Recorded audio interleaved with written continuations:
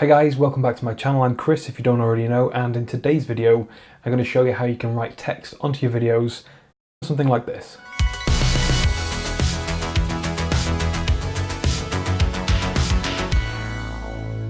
Today's video we're assuming that you have Final Cut Pro, but also there is an extra piece of software that you need called Motion 5 from Apple. If you don't already have it and you want it, there is a link in the description box below. So if you have Motion or you've just downloaded it, make sure you open it up. So when you open it, you're going to get presented with this window. You want to select Final Cut Title because that is what we're going to be doing today. I'm going to select 1080p just to make things a bit smoother for rendering for the purpose of showing you on this video. But you can select whatever you want. I'm going to set it to about 5-second duration. Oh, there we go. 30 frames a second is fine. Let me just maximize this. Right, so you're presented with this in the layers section around here. You've got your project, you have a single group with some text already in there and the title background. What I'm going to do is just delete the text that's in here, twirl this group down and then hide it. You want to create two new groups. Group number one we're going to call text, and group number two we're going to call mask. You want to select the text layer or the text group in the layers section here, and then the type tool, the text here, and then just click on your screen. And for the purpose of this video, I'm going to do my name. And I'm just going to drag this out. And the font I'm using here is a free font that I downloaded. I can't remember what it's called now. I'll find it. There you go. Barbershop in Thailand. So if you want this too, you can go and track it down. You want to hop over to the mask group, and you want to make sure that your HUD is visible if it isn't already.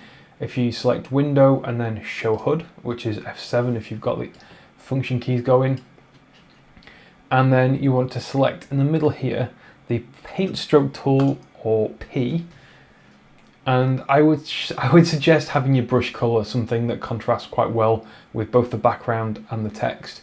So in this case, something like red or blue would work pretty well. You want to adjust your width so that if you see here, there's like a circle.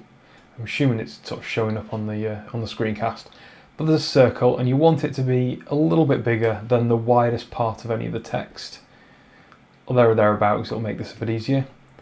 And you want to make sure that Write On is checked. So you still got this. So you got this HUD here, and you want to make sure that Write On is checked, and smoothing too, because that just helps make things look a bit more natural. And then that's it. So just drag that out of the way. You can close that if you want. It's important that you've got your mask group selected here. You want to slowly but surely and as smoothly as possible click and drag to draw over the text. Now it doesn't matter if you miss a bit. It's not the end of the world. But you want to try and be as precise as you can, but you want to try and do it as naturally as you can, as if you were writing these letters. And I will show you why in a minute. So I'm just going to start off with the CH and R. And in fact, I'm going to do all of it in one go, I think, just to make this tutorial a little bit easier. So I'm going to start at the top of the C and just very quickly work my way around.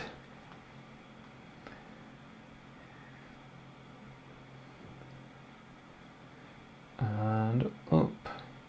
So when I get to the R, I'm just going to leave my finger on the mouse and then go to the top of the I, but not the actual dash for the I, and then just try my best to draw this S. And then I'm going to come all the way around and then just do the top of the I. In the mask section, you've got a paint stroke that's come on, and then it's automatically keyed the actual stroke. So if I press from here the space bar, you'll see that it will show the strokes that I've just done. And ideally, you want everything covering all the white. Now, it might not show up very well on the screen, depending on how big your screen is, but there's kind of a little bit of white showing here underneath the red. So what I'm going to do is I'm going to make sure that the little arrow here at the bottom left of the window, the preview window, is selected. I'm just going to double click on the paint stroke, and it's basically converted. Here you can see all the points from you doing this stroke that it's keying. And if you select on one of the control points, you can actually just tweak it so that it's no longer showing the white. And you just want to make sure it's all covering the white. Now if you slowly drag your playhead from the beginning to the end and make sure that it's covering the white bits as naturally as possible, and if I just let this go through, so here the red is kind of covering the white bit over here before I want it to, so I'm just going to move this out the way with the control point, and then I'm going to keep playing it. And so here you want to make sure the red isn't touching the eye prematurely, and just keep playing it down. That's fine, and I'm just going to make sure that it's not covering any of the white dot up there. And then it's coming around, and up, around, through, and at the top. That's awesome. So when I play this, it all looks good. Great. So what you can do, the purple section here where it's got the write on, which is sort of like all keyframing for the paint stroke, if you drag the purple bar at the end, kind of, I don't know, this timeline is 5 seconds long, so if I want the whole thing to last 2 seconds, so I drag it to about 2 second mark, when I play it, it'll play a lot faster. Cool, so it still doesn't look like anything has been drawn on. So the trick here is if you select your text layer, the group here, and right click or command click and add image mask, you'll have, if you've still got your HUD showing, this little well here, and also on the inspector and the image mask, it should automatically show up. You're going to have this mask source, which is again a little well. You can drag into either of these, but if you click and drag the mask layer, which is the group mask layer, drag it into either one of those, it doesn't really matter, it's basically the same thing. You'll see now that it's converted your little pen stroke into a mask. So at the beginning, nothing's showing, but as it's playing through, it slowly shows your text coming onto screen. Let me just make this a bit slower again so you can see what's going on. Okay, let's drag this out to the whole length of the timeline. So you can see it going around.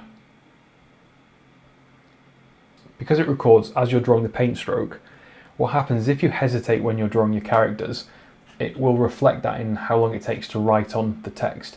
So if for C you took forever to draw it because you were being really meticulous, but then everything else you did really quick, you'll find that the C goes really slow and the rest goes a lot faster. Now that might be what you want, and if it is, that's cool. But if it isn't, you want to make sure that you try and do everything either as naturally, as fast as you would normally draw it. If you've got a tablet, that would be great, it would be really natural then. Or alternatively, just try and do it at all a steady pace. If you still got your HUD showing here, one of the options is for recorded for the speed. And that means it's basically going to play back exactly as you basically drew it. So as it recorded your sort of like paint stroke. If for some reason you did hesitate and it was a bit wonky, a bit janky, or doesn't look too great as it's writing on, you can change this to constant. So basically the whole length of the stroke will draw on at the exact same pace. Let me speed this up a little bit.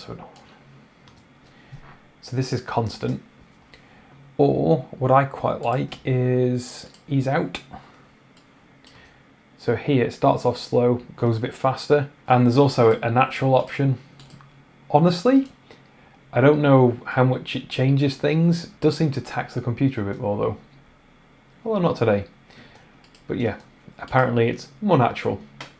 So now you're done masking your text. If you turn back on the regular background group that we turned off earlier, make sure you haven't unchecked the title background as well. And you can save this. When you do, you can add it to whatever category you want. I'll put it in here. I'm going to call this hand drawn name. And I'm just going to hit publish. So if we hop over into Final Cut Pro and go over to the titles, Christopher Oxley, you'll see here, this is the subscribe one that I made before, and I have the hand-drawn name one here. Let me just disable this one and drag the hand-drawn name over. I'm just going to let this render out so that it plays back a bit faster. So when I play this, you can see it's exactly as we created it in Motion. So there we have it, a quick and easy way with Final Cut Pro and Motion 5 to add your own handwritten text onto your videos. If you've got any questions, let us know in the comments down below. And if you're new, hit that subscribe button. You get a new video every single week, and I will see you guys in the next one.